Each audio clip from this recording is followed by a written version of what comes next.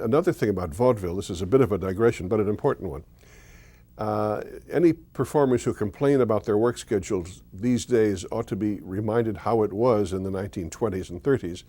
You would sometimes do 4 and 5 shows a day.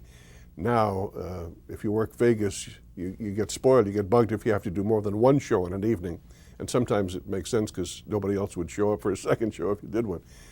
But in vaudeville, the people would start coming in at 11 in the morning, and it's tough getting laughs at 11 in the morning. The whole mood, the mystique of comedy doesn't work with bright daylight, filtering in from the side doors.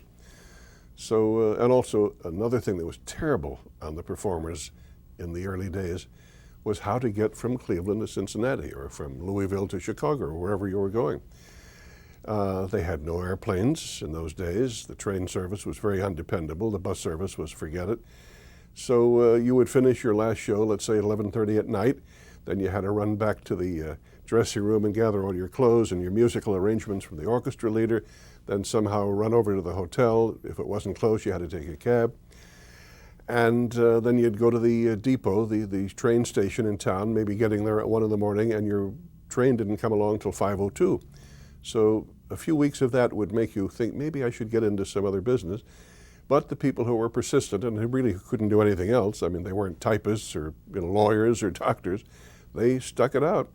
And it was a rough life, but a very creative life.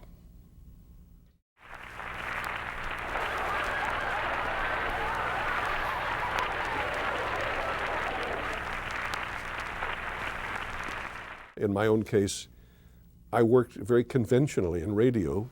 You wrote jokes, you held them in your hand, you stood near a microphone. Everybody did that. Bob Hope, Jack Benny, Burns and Allen, we all stood up and we read jokes off script. Very easy way to make a living.